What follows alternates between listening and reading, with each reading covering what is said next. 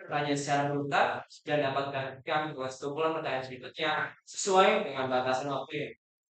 Sekarang kita akan memulai sesi tanya jawab sesi tanya jawab pada sesi 1 pada guru pembimbing dan penguji Ibu Elisa dan Bapak Seriko. Saya persilakan. Oke, baik. Terima kasih atas waktunya, Billy. Untuk presenter bisa di tengah sini aja.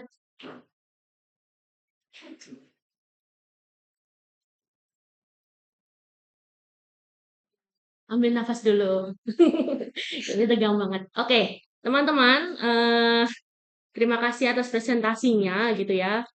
Tadi teman-teman sudah memaparkan banyak mengenai karya tulisnya gitu. Nah, balik lagi ini pertanyaan simple supaya kita selaras nih dengan apa yang teman-teman sampaikan. Menurut teman-teman sendiri gitu ya, definisi sektor formal sama informal dari kelompok itu tuh apa gitu. Nah, yang sudah dicari menurut penelitian maupun juga yang sudah teman-teman putuskan nih, informal sama formal itu apa perbedaannya signifikan ataupun ada perbedaan khususnya begitu. Itu saja yang pertama dari saya. Boleh dijawab dulu, nanti ada lanjutannya. Bisa lanjutkan pertanyaan dari Kedua, boleh? Mau langsung yang kedua. Yang kedua, gitu ya. Tadi teman-teman juga menyatakan kalau ada beberapa narasumber dari formal maupun informal gitu ya. Nah, saya lebih kepada yang informal mau tanya. Teman-teman menemukan nggak gitu ya tantangan utama yang dihadapi pekerja informal itu sendiri dalam meningkatkan kesejahteraan mereka? Kan terkait kan tadi ada beberapa yang informal yang seperti Gojek, anak jalanan gitu. Nah, kira-kira apa sih yang menjadi tantangan mereka untuk meningkatkan kesejahteraan hidup mereka? Paham? Oke, itu dua dulu dari saya. Bapak. Oke, baik. Terima kasih ya, kelompok 7, Gaila, Jose, dan juga Thomas. Dari saya tuh, dari tadi kan teman-teman itu ngomong terkait dengan formal dan juga informal terkait dengan pekerjaan ataupun juga pendidikan itu ya. Apakah teman-teman melihat adanya potensi peningkatan kesejahteraan jika masyarakat yang bekerja di sektor informal itu diberikan akses yang lebih besar di pendidikan ataupun juga adanya pelatihan-pelatihan keterampilan yang diberikan kepada mereka? Melihat ada nggak itu potensi kira-kira?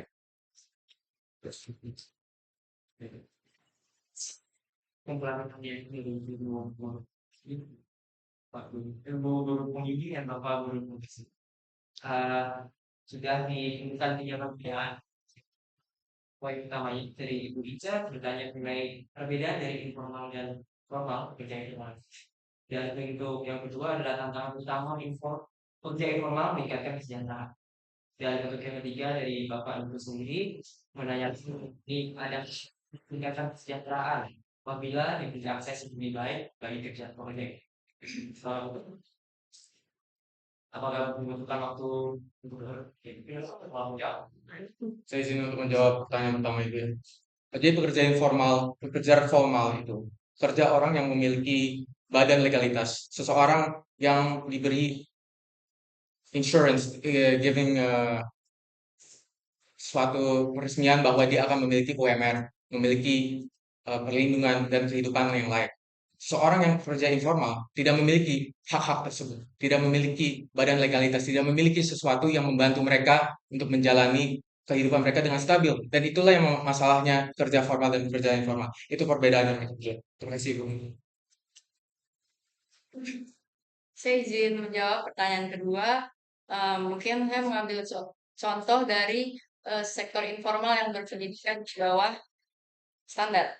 Di sini terdapat perbedaan di mana pedagang bajai itu tidak memiliki kemampuan yang spesial atau wawasan untuk meningkatkan tingkat pendapatannya. Misalnya pedagang pedagang Al-Quran menjual Al-Quran, namun sebenarnya orang masa kini lebih memilih toko konvensional dan juga Al-Quran online sudah tersebar di mana-mana. Jadi terdapat kesenjangan dengan teknologi yang sudah pesat di perkotaan. Selain itu, mungkin untuk bajai, minat pengguna bajai sekarang sudah sangat menurun, sehingga bajai itu menyebutkan bahwa pendapatannya telah menurun, maka harus mendapatkan perhatian pemerintah. Terima kasih. Oke, untuk pertanyaan terakhir, apakah akan ada potensi bagi mereka yang bekerja di sektor informal ini? Menurut kami ada. Jadi mungkin sedikit cerita untuk menjawab. Jadi sebenarnya itu ini bukan topik awal kami. Kami sebenarnya pernah memiliki satu topik lain dan itu tuh mungkin secara singkatnya itu bertema tentang anak jalanan. Jadi waktu itu kami membandingkan anak jalanan yang kami wawancarai untuk materi ini itu anak jalanan yang ada di Jakarta Selatan dan kami mewawancarai satu anak yang ada di daerah Tamrin itu ada di Jakarta Pusat, tepatnya sih di belakang Mall Grand Indonesia. Jadi anak ini itu dia menyebutkan kalau misalkan dia itu berkeinginan kalau misalkan dia itu pengen jadi dokter. Namun mimpinya itu tinggi banget dan kayak dia itu secara finansial kurang. Namun dia memiliki minat jika dia bisa berpendidikan, dia mau berpendidikan. Orang tuanya mendukung, bahkan orang tuanya itu mencari uang untuk membiayai dia sekolah, bantuan kita. Dan anak ini benar-benar mau untuk berjuang akan pendidikannya. Cuman balik lagi, karena masalah finansial itu dia terhalang. Maka jika adanya bantuan dari pemerintah, dari swasta, dari kita semua yang memiliki kesadaran untuk membantu mereka, pasti akan ada perubahan yang bisa mereka berikan.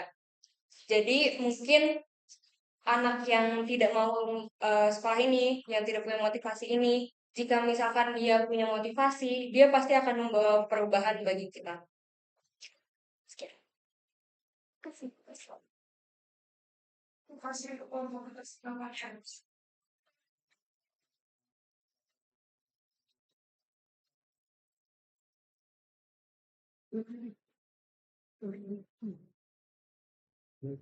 Ke audiens dulu. Baik, terima kasih. Dalam sesi pertama, sekarang kita akan memulai untuk sesi tanya jawab yang kedua. Pada para hadirin sekalian yang ingin mengajukan pertanyaan kelompok, dimohon untuk mengangkat tangan dan dimohon kenalkan diri terlebih dahulu. Bagi siswa lokasi bersaga, dipersilakan untuk memberitahu kelas dan maskernya pula sebelum mengajukan pertanyaan lain. Dipersilakan apabila ada yang ingin bertanya, silakan.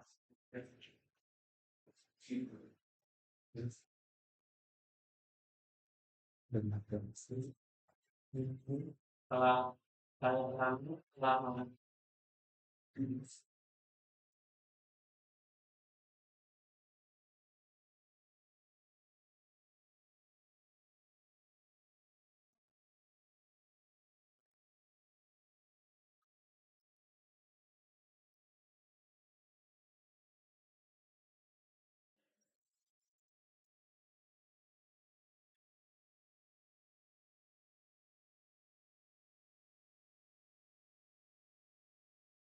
Baik, apabila tidak di kesempatan ini tadi bagi Bapak Ibu Guru, perkenalkan saya mulai dari saya.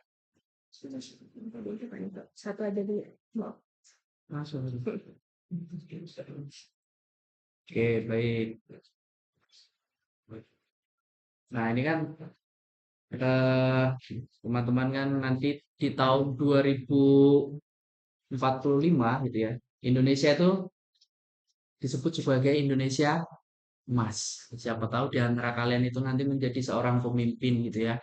Pembuat kebijakan, pemangku kebijakan di negara ini. Nah, kira-kira nih teman-teman kan sudah langsung terjun ke masyarakat gitu ya. Cari tahu ini terkait dengan pekerjaan formal ataupun juga informal. Nah, apabila teman-teman ini adalah seorang pemangku atau pembuat kebijakan terkhusus di Jakarta Selatan gitu ya.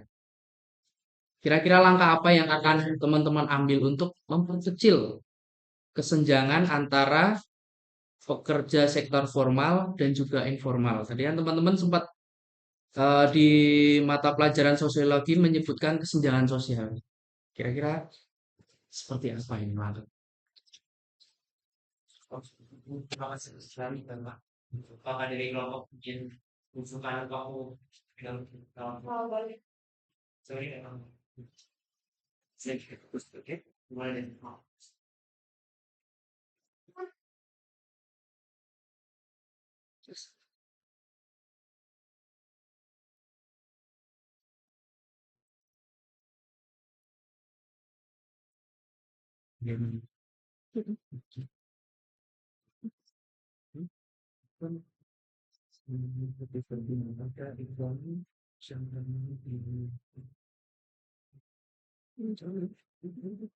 Kelanjutan yang dengan ini kalau ini sesuatu yang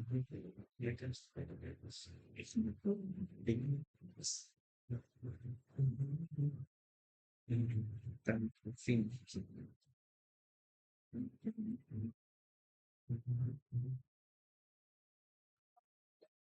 Terima kasih ya banyak. Benar. Jadi kalau menurut kami itu tuh kita bisa mulai dengan mungkin survei dulu ya, kayak latar belakang pekerja-pekerja sektor informal ini tuh kira-kira mereka tuh apa sih yang menyebabkan mereka tuh kekurangan. Mungkin kita meneliti dulu dari segi finansial mungkin mereka kurang apa. Mungkin dari apa ya tadi kayak tadi kan kita menemukan adanya motivasi yang kurang kan untuk mereka apa ya berkembang kayak misalkan saya itu yang lebih milih untuk main sama main aja lah gitu kan. Nah kita tuh bisa meneliti dulu, kita survei dulu kayak latar belakang mereka tuh seperti apa. Karena kan kita nggak mungkin langsung menerapkan sebuah peraturan baru atau kita memberikan sesuatu gitu saja itu nggak mungkin. Kita harus mengetahui dulu latar belakang, kita harus survei dulu. Mungkin setelah survei itu kita bisa menentukan apa sih kira-kira langkah konkret yang bisa kita ambil. Mungkin kalau misalkan kita sebagai apa ya, misalkan dari lembaga pendidikan, misalkan contoh ya, mungkin kita bisa memberikan beasiswa-beasiswa bagi mereka gitu. Eh, terus mungkin kita bisa membantu mereka secara finansial dengan membuat donasi besar-besar. Seperti kalau misalkan di TikTok sekarang itu ada biasanya kita bisa. Nah, itu kan membuka donasi secara umum kan, yang orang-orang tuh bisa semuanya donasi. Mungkin karena kita nih sebagai lembaga pendidikan yang ada di Indonesia, mungkin kita bisa mengajak warga-warga sekitar untuk membantu membuka donasi. Apalagi sebagian besar dari wilayah Jakarta Selatan ini dihuni oleh orang-orang yang bisa dibilang mampu. Jadi mungkin kita bisa saling mengulurkan tangan, saling membantu. Gitu.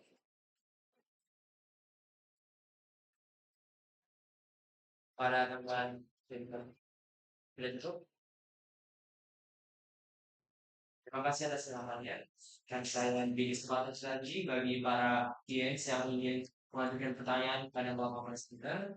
Saya berikan kesempatan bagi yang tanggung jawab, bagi yang mengangkat tangan pertama untuk bertanya. Silakan, silakan perkenalkan diri dulu ya. Nama saya Brandon Rahman Sajun juga bersama saya bertanya, pemerintah telah melakukan banyak effort untuk membantu kaum-kaum yang kurang mampu yang tidak memiliki kesempatan untuk menyampaikan ke berbagai selain seperti salah saya tinggal mati. Namun telah di cover oleh banyak sumber kalau salah satunya itu pulau-pulau lain tidak memberikan dampak yang signifikan. Dan sehingga jadi belum ada hasil dari program-program ini untuk meningkatkan pendidikan dan hasil dengan rencana untuk melakukan Indonesia Emas dalam lingkungan ini sepertinya sistematik jauh. Saya ingin meminta tanggapan kelompok terhadap program-program kita ini dan apakah sebaiknya perlu diganti atau ada program lain sehingga ditambahkan untuk membantu mereka-mereka yang kurang mampu yang memberikan baik sehingga bisa mendapat untuk merealisasi ini mereka di dunia kerja ini. Terima kasih. Terima kasih atas pertanyaannya. Tapi ya, apakah dari kementerian lain di Kenapa ini teman-teman kamu hidup? Kenapa? Dan ngapain itu? Perkenalkan saya Aisyah Nadia dari kelas 10-4 Kementerian Sosial 4. Saya untuk kelompok 7. Menurut teman-teman, apakah pekerjaan informal itu hanya sebuah cara? Tidak secara sosial. Karena seperti kita sama-sama ketahui, banyak dari pekerjaan informal sendiri yang tidak memiliki akses ke hal-hal lain. Tidak seperti pekerja di sektor formal yang memiliki akses dan hak dan juga perlindungan. Sekian dari saya, terima kasih. Terima kasih atas pertanyaan Bapak dan dari para yang sebelum kita saya berikan. Selamat pagi teman-teman dari kelompok Tujuh. Nama saya Catherine Indrajaya dari kelas 9 nomor saya 17. Ingin bertanya, tadi saat presentasi kamu mengatakan bahwa lulusan SMA atau memiliki ijazah memiliki pekerjaan yang informal. Nah, saya ingin bertanya, menurut Bapak, apakah memungkinkan lulus dari bidang SMA ataupun SMP bisa memiliki pekerjaan semua yang bisa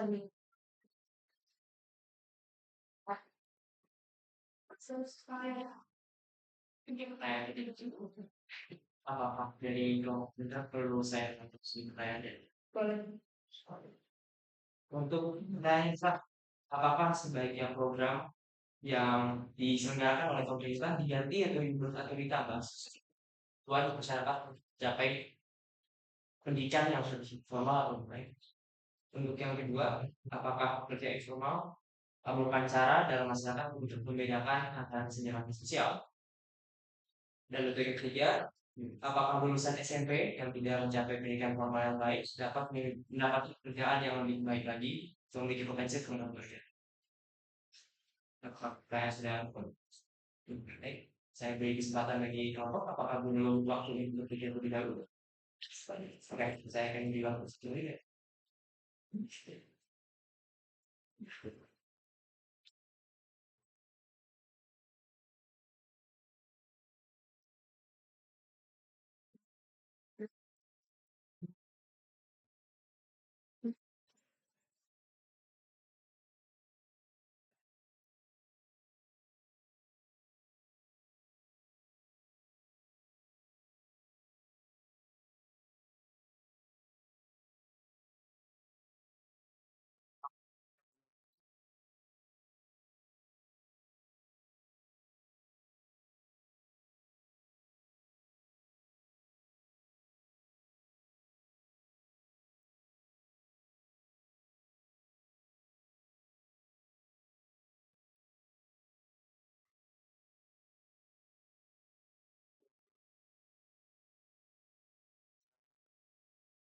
Dan tapi harus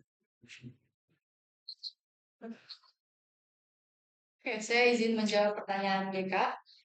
Berdasarkan riset yang pernah saya lakukan, sebenarnya sistem zonasi itu justru memberikan dampak yang baik. Sudah terdapat peningkatan terhadap pemerataan pendidikan. Tapi yang menjadi kekhawatirannya adalah pemerataan kualitas dari sekolah-sekolah tersebut. Masih banyak kesenjangan antara sekolah satu dengan yang lainnya. Seperti misalnya kalau dari sekolah teman saya masih ada misalnya guru yang sering tidak masuk dan sebagaimana macamnya. Jadi yang menjadi poin penting adalah pemerintah harus memeratakan kualitas dari sekolah-sekolah tersebut. Sekian, terima kasih. Kalau boleh menambahkan untuk menambah aja. Tadi kan kita menemukan kan si anak jalanan ini itu tuh dia nggak punya motivasi untuk dia melanjutkan pendidikan. Dia lebih milih untuk main dan bekerja aja. Namun kan tadi kita udah menjelaskan kalau ada sekolah alternatif anak jalanan. Dan beasiswa-beasiswa tentu udah banyak kan. Nah, cuman kenapa upaya-upaya ini tuh tidak membuahkan hasil? Mungkin itu yang bermasalah adalah dari pribadinya. Jadi perlu ada peningkatan awareness juga bagi anak dan orang-orang yang ada di sektor-sektor itu. Untuk menjawab pertanyaan kedua ya, apakah sektor informal itu menunjukkan bahwa mereka ada kesenjangan? Bagi saya tidak. Karena sektor informal itu sangat luas. Cuma hanya sektor informal emang kurang dikembangkan. Karena masyarakat Indonesia tidak memiliki potensi atau mindset yang menunjuk untuk mendorong sektor informal. Kami bisa melihat contoh asli kayak Amerika.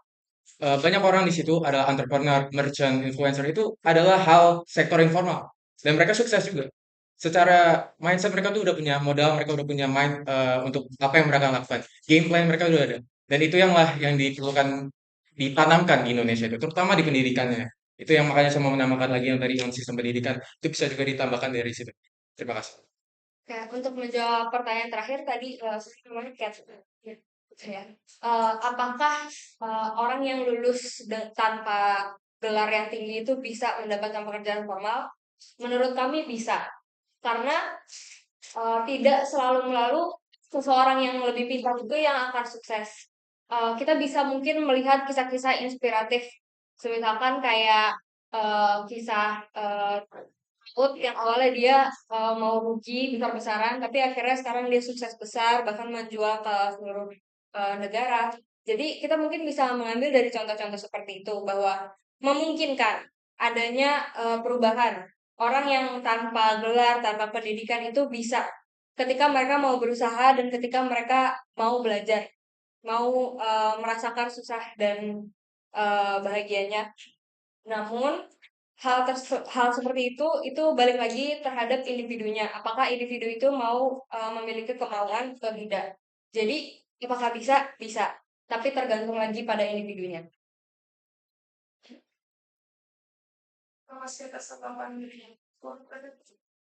Untuk pertanyaan bagi para audiens bisa ada 2 menit lagi. Saya akan beri kesempatan sekali lagi baru yes. Visual saya akan dari pengkawalan dari kelas 4 di kelompok saya dengan pengalaman kelompok yang sudah pergi kemana-mana ya pengalaman sih untuk interview dari sisi formal dan informal, terutama fokus dari informal sendiri dan dengan topik anak jalanan yang sudah kita tinggalkan, apakah menurut kelompok Indonesia bisa mencapai masa emas ini? Terima kasih.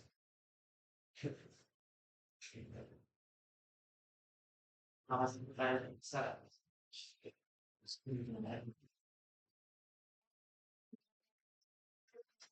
So,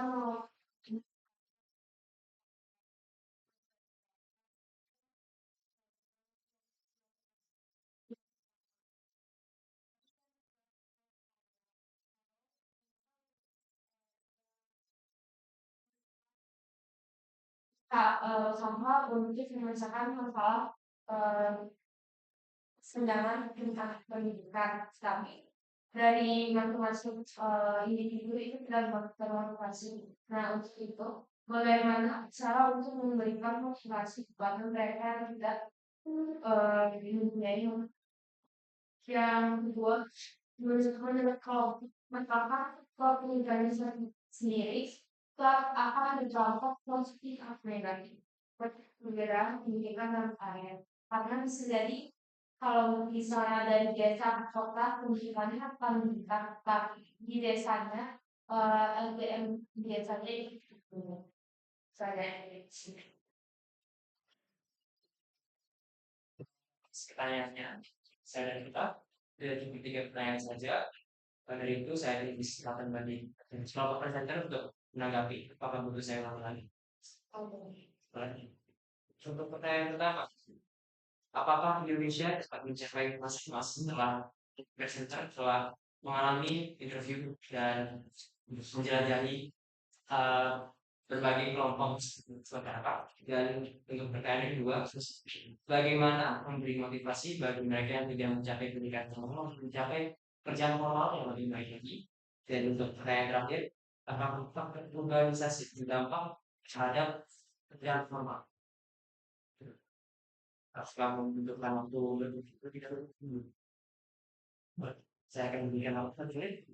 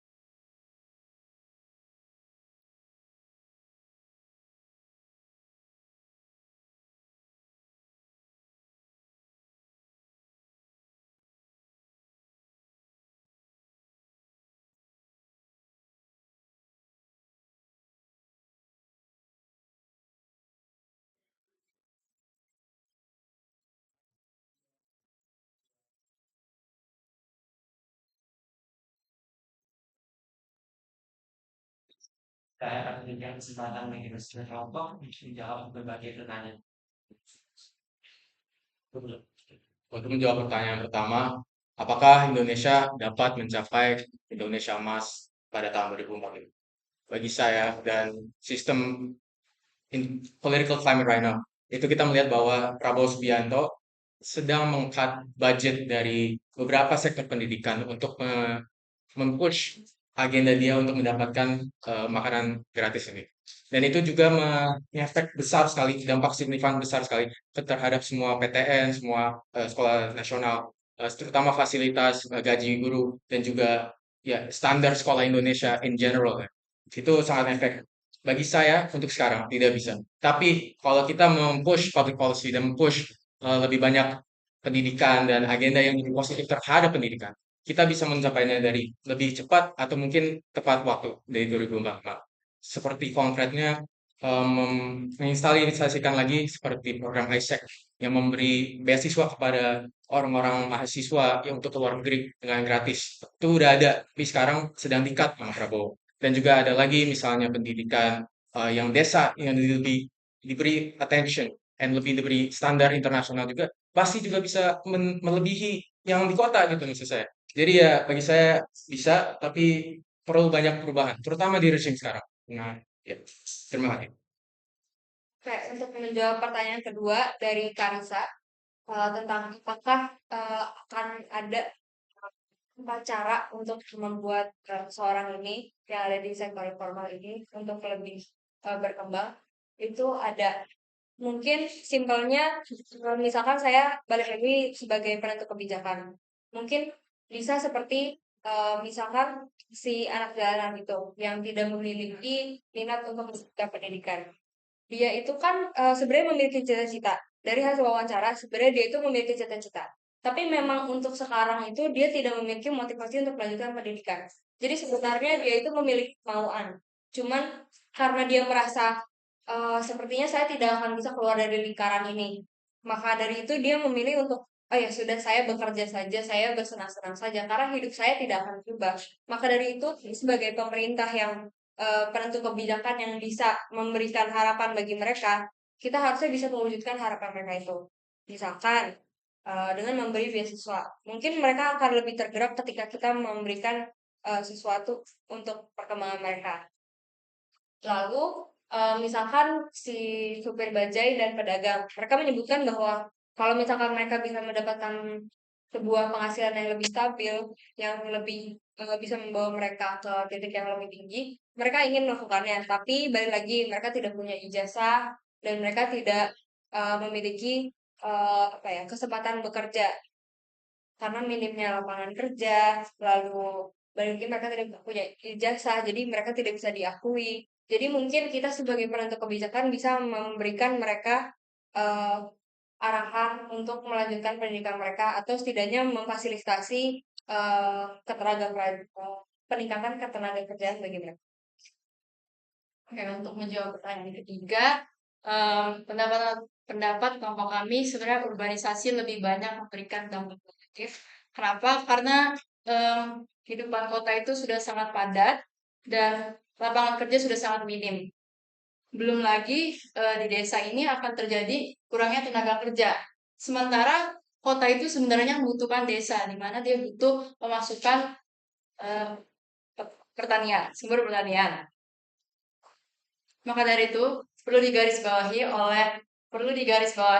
dukungan dari pemerintah untuk melakukan pelatihan kerja di bidang perikanan, pertanian dan semacamnya karena kesenjangan sosial seperti yang saya sebutkan sebelumnya justru menjadi hasil dari urbanisasi. Sekian, terima kasih.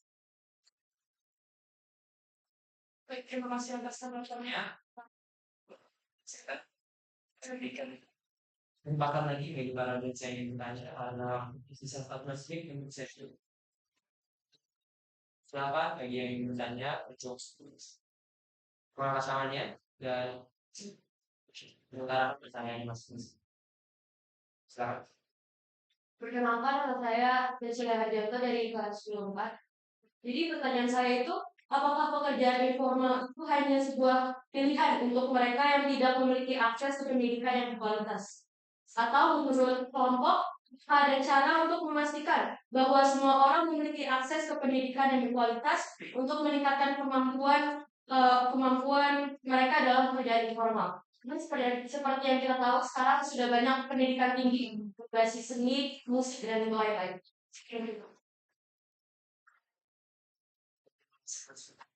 Saya bilang silakan pertanyaan lagi bagi para guru. Silakan Pak. Nah, saya Natasha Awal dari Geografia nomor 9. Saya ingin bertanya mengenai globalisasi secara masif dan terjadi dalam ini kan sangat mempengaruhi fasilitas pendidikan ya. Jadi kalian juga sempat menyebutkan bahwa pemerintah dapat membantu anak-anak dalam tersebut untuk memberikan beasiswa atau fasilitas lainnya. Namun tentu saja secara realistis anak dalam kelas 1 dengan anak tadi itu tidak hanya kelompok 2 ya. Nah, jadi pertanyaannya adalah bagaimana cara pemerintah dapat memberikan fasilitas tersebut secara merata semua anak dalamnya ada di sini. Agar dapat merasakan fasilitas yang sama juga anak dalam tersebut.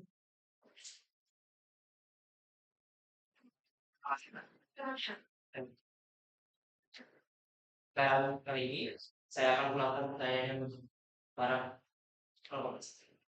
Yang pertama, pertanyaannya dari apakah pekerjaan informal merupakan suatu pilihan saja? Dan apakah cara untuk memastikan pendidikan berkualitas untuk kualitas kerjaan informal itu dapat lebih baik? Dan untuk yang ketiga adalah bagaimana cara meletakkan fasilitas supaya pendidikan formal ini dapat lebih baik dijangkau oleh para paham yang mendapatkan pendidikan sehat. Kalau waktu berpikir, saya akan bilang begini.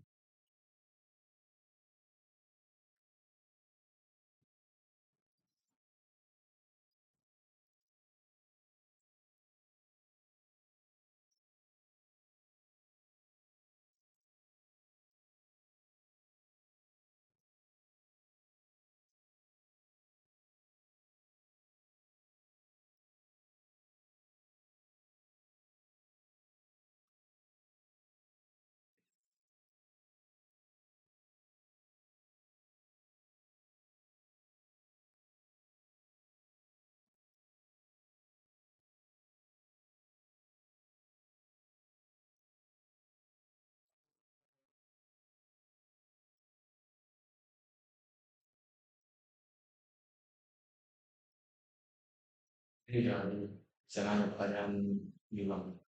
Dan kelima, Kedua itu. Oke, pertanyaan kedua tadi cara untuk memastikan pendidikan berkualitas supaya pekerjaan informal ini kualitasnya dapat meningkat. Apa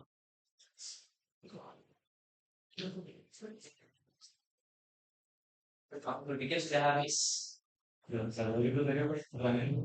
Yang pertama, yang kedua. Jadi kan tadi ditanya, apakah pekerjaan informal merupakan pilihan bagi mereka yang tidak mendapatkan pendidikan sehat baik? Dan apakah mengenai pekerjaan informal itu cara untuk memastikan pendidikan berkualitas itu dapat ditujukan kepada pekerja-pekerja pendidikan informal ini atau pekerja informal ini? Pekerja informal. Pekerja informal ini dapat ditingkatkan kualitasnya melalui pendidikan formal dan pendidikan formal pemerintah, gitu kan ya? Iya, gitu. Ulang lagi kami. Oke, jadi tanya sini memastikan pendidikan berkualitas kepada kerja informal supaya kualitas pekerjaan mereka meningkat. Dah. Nanti tambahin aja. Tambahin aja. Ya. Ya, baik. Ya, juga. Silakan.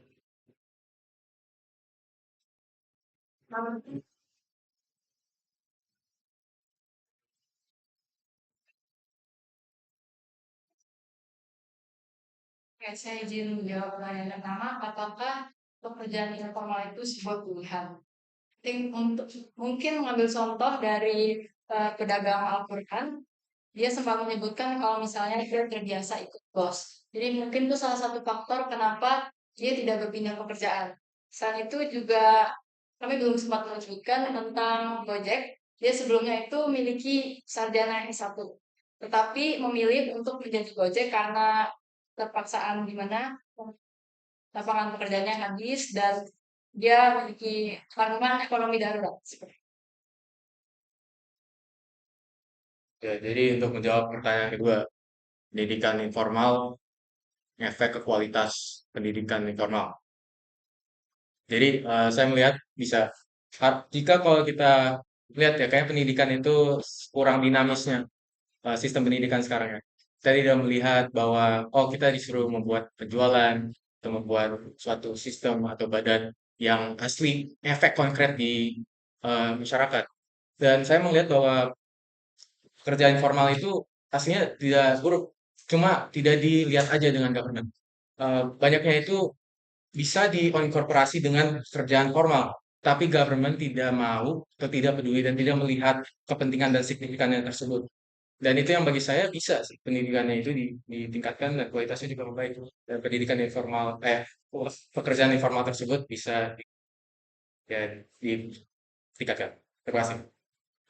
Oke, terakhir menjawab pertanyaan Nata, itu jadi itu apakah ada cara untuk memastikan bahwa anak daerah ini akan mendapatkan pendidikan yang lebih layak ya? Dengan kurang lebih dari bawah ya? Lebih merata. Lebih merata. Jadi semua dapat gitu kan? Iya, mendapatkan. Oke, jadi sebenarnya menurut Undang-Undang Nomor 20 Tahun 2003, pemerintah itu mewajibkan kalau setiap anak, setiap individu itu mendapatkan pendidikan setidaknya 9 tahun.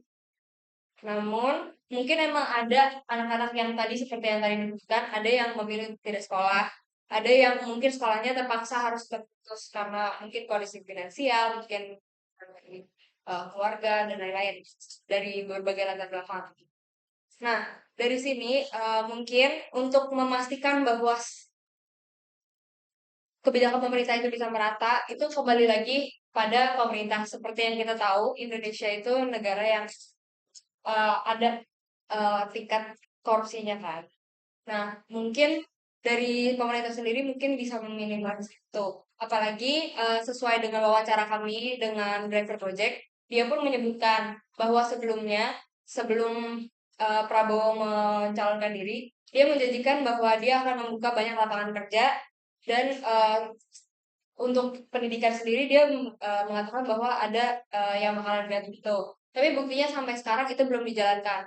Mungkin balik lagi kita kembali ke kebijakan pemerintah yang tidak merata itu. Mungkin untuk memastikan pendidikan ini merata, itu harus disesuaikan sendiri juga dengan apa yang sudah terjadi dalam pemerintahan itu. Mungkin salah satu faktor hipotesis lain yang kita miliki bisa jadi juga ada yang bermasalah di sistem pemerintahan itu. Gitu. Jadi untuk apa ya, kita memastikan itu caranya bagaimana, mungkin kembali lagi salah satu hal utama yang bisa kita lakukan mungkin kembali lagi mengecek dulu dari sistem pemerintahan itu apakah sudah benar, baru setelah itu mungkin kebijakan akan diberikan ke masyarakat dan mungkin dampaknya bisa kita lihat setelah itu.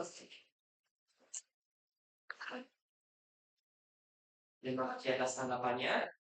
Dan sisa waktu 5 menit, seperti 5 menit tadi untuk para bias mengajukan pertanyaan terakhir untuk kelompok presenter hari kita.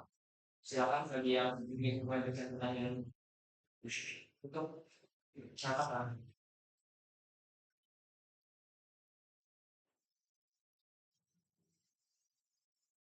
Kerja dan apa?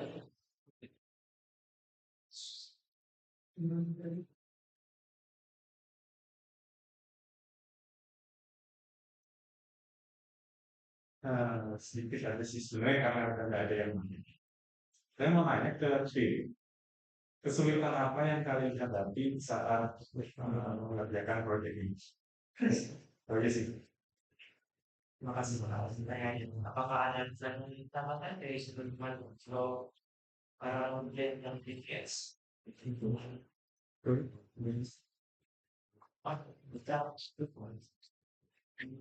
Oke, tadi terkait kesulitan nanti silakan dijawab juga ya gitu.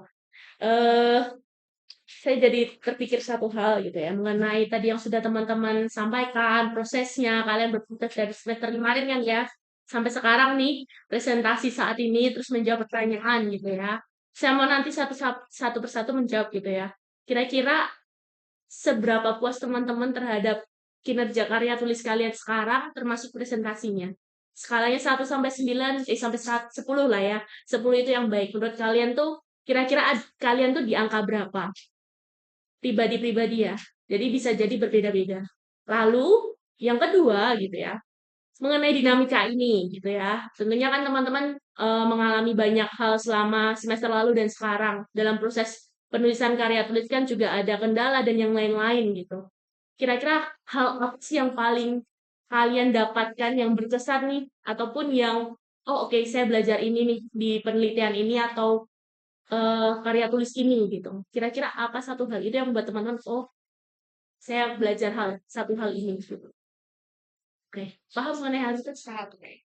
Saya pengen dengar. Enggak. Sudah.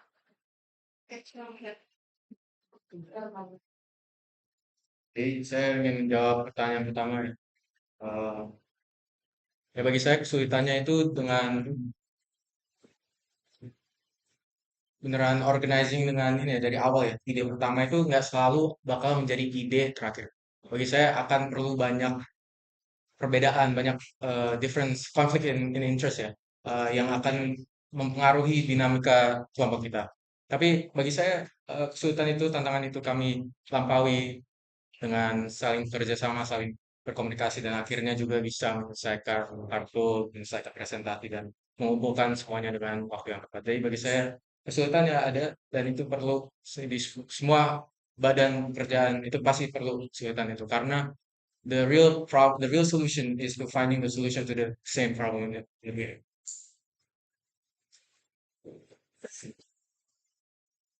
Untuk kesulitan mungkin menambahkan kita itu kan tadi seperti yang saya udah singgung, kita itu udah ganti ini kan ganti topik. Jadi sebelumnya kita mau meneliti tentang anak jalanan karena tema UAP yang Walking with the Excluded. Tapi terus habis itu kita ganti tema ke Walking with the Youth untuk memperbandingkan sektor informal dan formal soal pendidikan.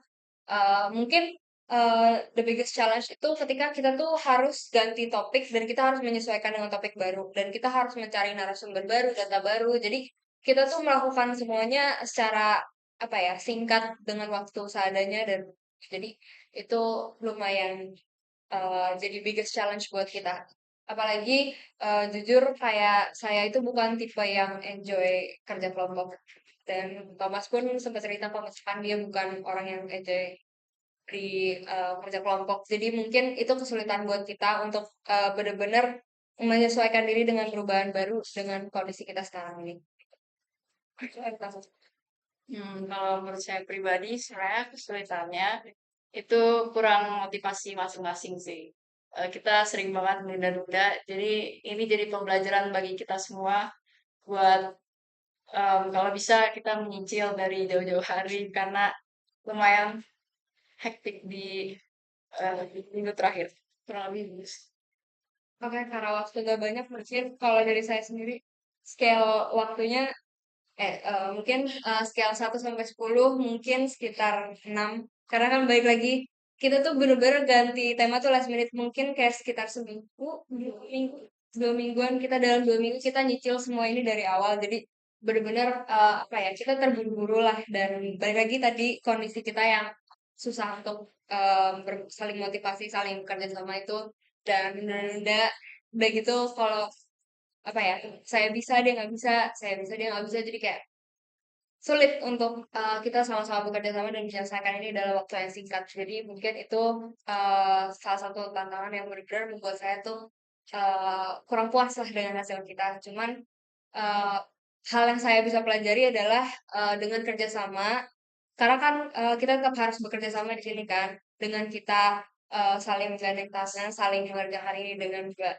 secara bareng-bareng kita selesai dan itu menurut saya sangat apa ya melegakan gitu karena akhirnya kita selesai bersama-sama gitu jadi mungkin itu.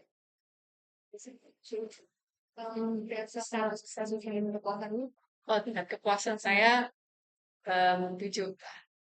Karena ya balik lagi ke pernyataan saya sebelumnya, kita yang menunda-nunda chemistry yang kurang. Habis itu, tapi di minggu-minggu terakhir kita lebih semangat lagi sih mengerjakannya. Dan hasilnya menurut saya cukup baik. Kalau saya sih exposure. Soalnya emang dari maka dinamika kita semua gitu, jujur ya. Nggak kelihatan aja. Oke. Soalnya terakhir banget, nggak ada yang selesai, terus tiba-tiba selesai gitu. Hmm. Itu power of teamwork lah. Kita baru kerja sini, baru yang benar-benar penting pas the last minute. Baik. Terima kasih.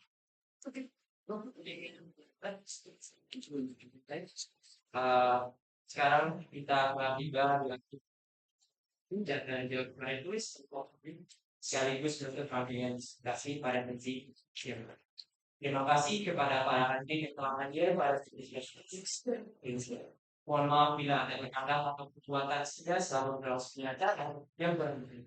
Saya masih serius diri dengan besar tadi mengucapkan terima kasih sebesar-besarnya atas perhatian dan antusiasme para hadirin sekalian.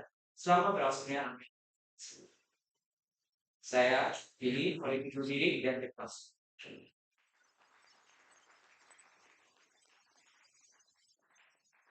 Kita bagi acara kita dipersilakan berfoto bersama guru pembimbing dan guru penguji.